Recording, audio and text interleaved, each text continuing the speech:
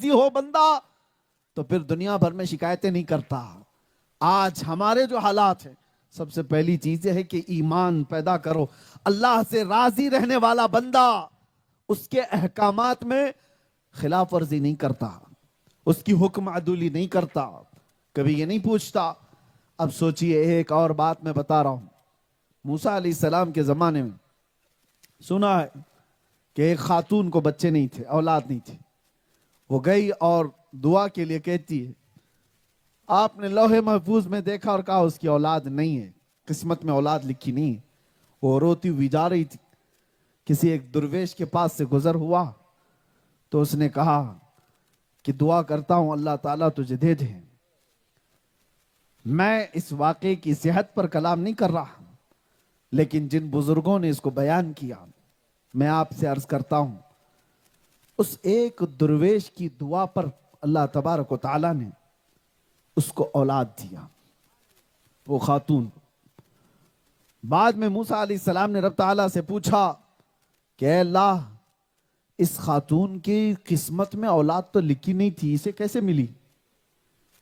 تو رب تبارک و تعالیٰ نے فرمایا، اس کا جواب یہ ہے کہ موسیٰ جاؤ، ایک چاقو لے لو اور ایک برتن، اور اپنی قوم میں جا کر لوگوں سے کہو کہ اللہ نے تمہارے جسم کا ایک ٹکڑا مانگا ہے، کاٹ کے دے دو۔ آپ آئے قوم کے سامنے کہ اللہ نے تمہارے جسم کا ایک ٹکڑا مانگا ہے، ادھر ادھر لوگ بھاگنے لگ گئے، جسم کا ٹکڑا کاٹ کر کے دینا۔ وہی درویش بیٹھا ہوا تھا فقیر، اس کے پاس جیسی یہ آواز آئی وہ اٹھ کر بھاگتا ہوا آیا، کہا کہ اے نبی اللہ، کیا اللہ نے جسم کا حصہ مانگا ہے؟ کہا ہاں۔ چاقو لے لیا اس فقیر نے، اپنے جسم کے حصے کاٹنے لگ گیا، کبھی ادھر سے کاٹتا ہے، کبھی ادھر سے، کبھی ران کا، کبھی پیٹ کا، کبھی پیچھے کا، سب حصے کاٹ کاٹ کر کے ٹکڑے رکھنے لگا۔ جسم پورا لہو لہان خون سے بھر گیا۔ اللہ کے نبی نے کہا کہ تجھ سے کہا تھا اللہ نے ایک ٹکڑا مانگا ہے، تو نے پورے جسم کو چھل دیا۔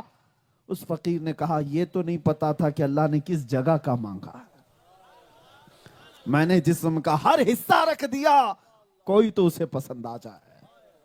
میرے عزیزوں، یہ ہے فرمان رب ذوالجلال پر بندے کی حاضری، یہ ایمان کا حصہ ہے، یہ ایمان کا حصہ ہے۔ اور یہاں پر حال یہ ہے، مسجد سے آواز آتی رہی حی علی الصلاۃ، کوئی کان تک نہیں دھرتا۔ یہی اگر باہر کوئی اعلان کر دے کہ آ جاؤ 1,00,000 کا ٹوکن لے لو، پھر لائن لگ جائے۔ اگر یہی صبح کوئی اٹھ کر کے نیتا آئے اور کہے کہ لوگوں کو 1,000 گنٹا زمین دی جا رہی ہے، آ جاؤ، سارے بستر چھوڑ کر بغیر منہ دھوئے بھاگیں۔ یہ کیا ہے؟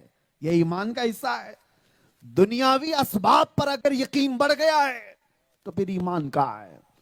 وہ ایمان ہے کہ حضرت انس رضی اللہ تعالیٰ عنہ فرماتے ہیں، مدینے میں ابھی شراب حرام نہیں ہوئی تھی، سٹیپ بائی سٹیپ، دھیرے دھیرے شراب حرام ہوئی۔ ایک شام ایسی کہ حضرت انس کہتے ہیں میں شراب کے پیالے بھر بھر کر کے لوگوں کو دیتا تھا، جو قہوہ خانے ہوتے تھے جہاں لوگ بیٹھ کر کے شراب پیتے تھے، تو اچانک مدینے کی گلیوں میں آواز آئی، یا ایھا المسلمون قال رسول اللہ صلی اللہ علیہ وسلم حرمت الخمر، اے ایمان والو، مسلمانوں، اللہ کے نبی کا فرمان آ گیا کہ آج سے شراب حرام ہو گئی۔ کوئی اعلان کر رہا تھا، یہ اعلان کی آواز جیسی ہی کانوں پر پڑی، حضرت انس کہتے میرے ہاتھ سے شراب کا پیالہ چھوٹ گئے، میں نیچے پٹک دیا، اور صرف ان کی بات نہیں، جتنے بیٹھے تھے کوئی لبوں سے قریب لگایا ہوا تو وہیں سے پھینک دیا، جس کے ہاتھ میں جہاں جہاں تھی سبوں نے پھینک دیا۔ یہ عرب کے وہ لوگ جو 50 سال 60 سال پرانی شراب پینے کے عادی تھے، یہ 40 سال 50 سال تک شراب کو جمع کر کے رکھتے پھر پیتے تھے، نشہ زیادہ کرنے کی عادت انہیں تھی۔ وہ حضرت انس کہتے ہیں ایک شام ایسی آئی کہ لوگوں نے اپنے ہاتھوں کے پیالے ہی نہیں پٹکے تھے، بلکہ ہر گھر میں جہاں جہاں شراب تھی سبوں نے مٹکے توڑ دیے، جہاں جہاں شراب تھی سبوں نے مٹکے توڑ دیے۔ ایک رات مدینے کی ایسی تھی، ساری نالیاں اور سارے گٹر صرف شراب سے بہہ رہے تھے۔ ایک فرمان آیا تھا، ایک فرمان، میں کہتا ہوں میرے عزیزو یہ واقعہ میں نے کیوں کہا؟ حضرت انس کا یہ بیان سن کر کے میں یہ سوچتا ہوں، ارے وہ صحابہ یہ بھی تو کہتے، ارے ابھی تو یہ اعلان کر رہا ہے، ہم جا کے رسول اللہ سے پوچھ لیں گے صحیح میں ہے بھی کہ نہیں، پکا اعلان ہوا بھی ہے کہ نہیں، یا پھر آج اعلان ہوا ہے کل سے نافذ ہوگا؟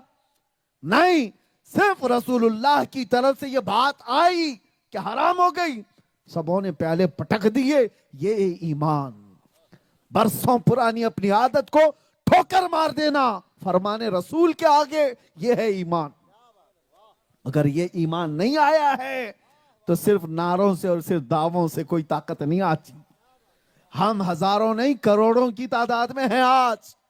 یہی تو میرے آقا صلی اللہ علیہ وسلم نے فرمایا، یوشک ان تداعی علیکم الامم کما تداعی الاکلۃ الی قصعتها۔ ایک زمانہ تم پر ایسا بھی آئے گا کہ پوری قومیں تم پر جھپٹ پڑیں گی، ایسے جیسے بھوکا برتن پہ جھپٹتا ہے۔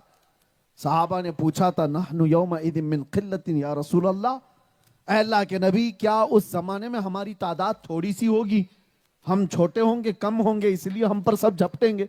حضور نے فرمایا ولکنکم کثیرون، نہیں بلکہ تمہاری تعداد بہت زیادہ ہوگی، غثاء کا غثاء السیل، لیکن تمہاری حیثیت سمندر کے جھاگ کی طرح ہوگی۔ پیوریٹی نہیں ہے، ایمان کی قوت نہیں ہے، ہواؤں میں اڑ جانے والا ایمان جس کا ہو اس کی تعداد سے کچھ نہیں ہوتا۔ اسی لیے میں کہتا ہوں لاکھوں کی، ہزاروں کی، کروڑوں کی بھیڑ جمع کرنے سے کچھ نہیں ہوتا۔ انقلاب آتا ہے تو ایک حسین سے آ جاتا ہے، انقلاب آتا ہے ایک صلاح الدین سے آتا ہے، انقلاب آتا ہے تو ایک اورنگزیب سے بھی آتا ہے، انقلاب آتا ہے تو ایک ٹیپو شہید سے بھی آتا ہے۔ بڑی تعداد اور بہت سارے افراد جمع کرنے سے نہیں کام ہوتا، اسی لیے جس نے کہا وہ سچ کا ہے، کوانٹیٹی نہیں کوالٹی چاہیے۔ اخلاص اور ایمان کی دولت جہاں ہو دنیا اس سے گھبراتی ہے، ڈرتی ہے۔ میں نے دیکھا ہے میرے عزیزو، علماء تو بہت سارے ہیں اور ہزاروں کی تعداد میں، لیکن ماضی قریب میں 80 اور 70 کی دہائی میں اگر جائیں، 70s کی بات کر رہا ہوں، بڑے بڑے علماء بھی تھے اور نام کے مولوی بھی تھے، کثرت تھی بہت سارے ہندوستان بھر میں، سارے جگہوں پر، لیکن وقت کی پاورفل طاقت حکومت ڈرتی تھی اعلیٰ حضرت کے شہزادے مفتی اعظم ہند سے، جن کا حال یہ تھا فقیرانہ زندگی گزارنے والے وہ مرد قلندر، لیکن دنیا کو خوف اتنا کیوں تھا؟ اس لیے کہ جس کے اندر ایمان کی طاقت زیادہ ہوتی ہے بڑی بڑی حکومتوں کو اس سے ڈر لگتا ہے، خوف ہوتا ہے، انہیں اندازہ ہے کہ یہ ادھر سے ادھر کر سکتا ہے۔ آپ سوچو کہ جب اکبر جیسا تانا شاہ اس اکھنڈ بھارت پر جس نے حکومت کیا ہے، صرف یہ ہندوستان نہیں، اس وقت کا ہندوستان بہت بڑا تھا، اس کی سیمائیں افغانستان تک جاتی تھی، یہ ہندوستان پر راج کرنے والا اکبر، اس نے 1000 سال جب ہو گئے دین حضور پاک صلی اللہ علیہ وسلم کی وفات کے، تو اس نے یہ اعلان کیا کہ یہ اسلام 1000 سال پرانا ہو گیا، اب ایک نیا دین لاؤں گا میں، اور نیا دین الہی کے نام سے شروع کیا، اور وقت ہے، طاقت ہے، پیسہ ہے، بادشاہت ہے، فوج ہے، سب کچھ ہے۔ آدمی کے پاس جب اتنی ساری چیزیں ہوتی ہیں تو سوچا تو اکثر ایسا دیکھا گیا ہے، جب بھی کسی کے پاس طاقت اور سکتہ اور پاور آتا ہے وہ سوچتا ہے میں من کی بات کر کے سب کے اوپر حاوی ہو جاؤں گا۔ آج بھی وہی ہو رہا ہے۔ ہاں، ایسا نہیں ہوتا، کوئی ایک قلندر اٹھ جاتا ہے اور پھر تہو بالا کر دیتا ہے۔ اکبر نے یہ سوچا تھا سارے وزیر میرے، سارے سپاہی میرے، مولویوں کا تو کیا، ان کو کچھ دے کر کے ویسے ٹھنڈا کر دوں، ان کو خرید لو۔ دین الہی کا اعلان ہو گیا، جگہ جگہ پر سب جگہ اعلان ہو گیا کہ نیا دین اب دین الہی ہوگا۔ میرے عزیزو ایک بات یاد رکھنا، ان کوڑا کرکٹ اور کچروں کے اندر ایسا نہیں ہے کہ سب بہ جاتے ہیں، ہیرے ضرور ہوتے ہیں۔ ہیرا اگر کیچڑ میں گر جائے تب بھی وہ اپنی قیمت نہیں گواتا، اپنی قیمت نہیں گواتا۔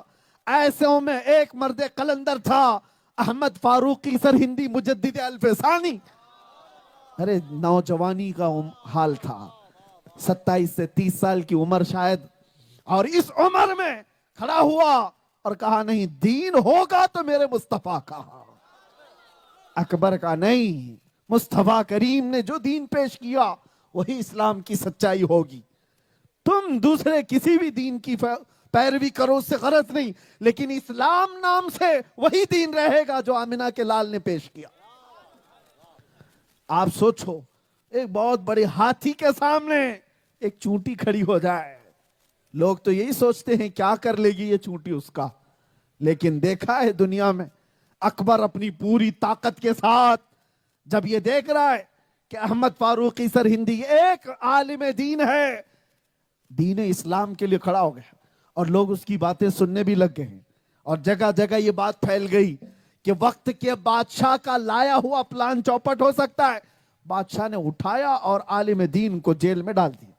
یہی کیا جا سکتا ہے، اور کیا کرو گے؟ اس کے آگے پھانسی ہے، اور کیا کرو گے؟ اس سے زیادہ کیا ہے؟ اکبر نے اٹھایا مجدد الفسانی کو گوالیار کی جیل میں بند کر دیا۔ علماء ربانین سے میں کہتا ہوں جیلوں کی باتوں سے ڈرا مت کریں، ہم ان منزلوں سے گزر کر کے آئے ہیں یہ سوچ کر کے کہ یہ پہلی بار نہیں، ہم تو اپنے آبا و اجداد کی سنت پہ عمل کرتے آ رہے ہیں۔